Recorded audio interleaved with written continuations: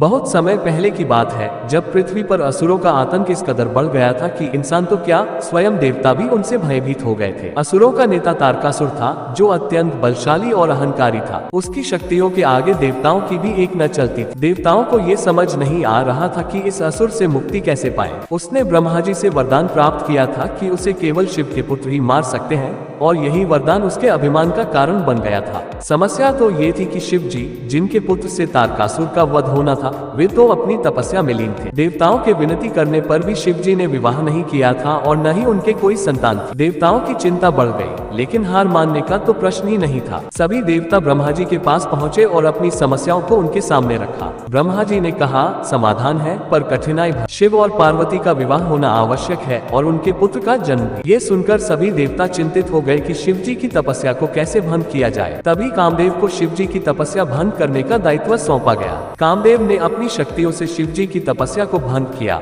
लेकिन परिणाम स्वरूप शिव जी के क्रोध से उनका भस्म हो जाना पड़ा।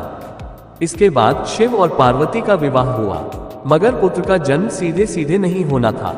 एक दिव्य योजना रची गई ताकि एक असाधारण शक्ति का जन्म हो जो तारकासुर का संहार कर सके। शिवजी ने अपने तीसरे नेत्र को खोला और उससे एक अत्यंत प्रचंड तेज निकला। इस तेज की चमक इतनी अद्भुत थी कि उसके सामने सूर्य की भी रोशनी फीकी पड़ रही थी। देवताओं ने उस तेज को संभालने का प्रयास किया, लेकिन वह किसी के भी नियंत्रण में नहीं आ रहा था। तभी अग्निदेव ने शिवजी से उस तेज को धारण करने की अनुमति मांगी और उसे अपने अंदर धारण किया, लेकिन वह तेज इतना शक्तिशाली था कि अग्निदेव भी उसे लंबे समय तक अपने अंदर नहीं रख सके। वे गंगा मैया के पास गए और उनसे विनती की कि वे इस तेज को अपने जल में समाहित करें। गंगा मैया ने इस तेज को अपनी धारा में प्रवाहित किया और हिमालय की पवित्र गुफाओं में उसे संरक्षण दिया। कुछ समय के बाद गंगा की गोद से 6 दिव्य शिशुओं का जन्म हुआ, जिनके मुखों पर अलौकिक तेज और दिव्य आभा थी। अब इस घटना को जानकर माता पार्वती ने गंगा मैया से प्रार्थना की कि वे उन शिशुओं को उन्हें सौंप दें। माता पार्वती ने उन 6 शिशुओं को अपनी गोद में लिया और एक अद्भुत घटना घटी। वे सभी शिशु एक होकर एक ही रूप में परिणत हो गए। वही स्वरूप था भगवान कार्तिकेय का।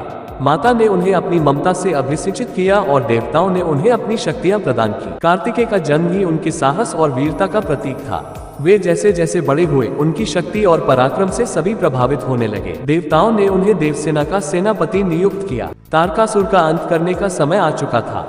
भगवान कार्तिकेय ने अपनी सेना के साथ उस असुर का सामना किया। एक भयंकर युद्ध हुआ और अंततः कार्तिकेय ने अपने शक्ति और विवेक से तारकासुर का वध कर दिया। इसी के साथ देवताओं को उस आतंक से मुक्ति मिली। इस प्रकार भगवान कार्तिकेय का दिव्य जन्म न केवल देवताओं के लिए बल्कि समस्त सृष्टि के लिए एक वरदान बना। ये कथा हमें ये सिखाती है कि जब अंधकार और संकट हमारे ऊपर हो तो हमें कभी हार नहीं माननी चाहिए। ईश्वर की कृपा और सही मार्ग पर चलने से हर कठिनाई का समाधान मिल ही जाता है।